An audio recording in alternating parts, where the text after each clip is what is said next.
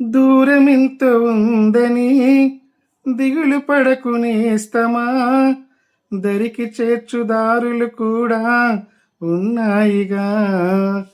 భారమెంత ఉందని బాధపడకు నేస్తమా, బాధ వెంట నవ్వుల పంట ఉంటుందిగా.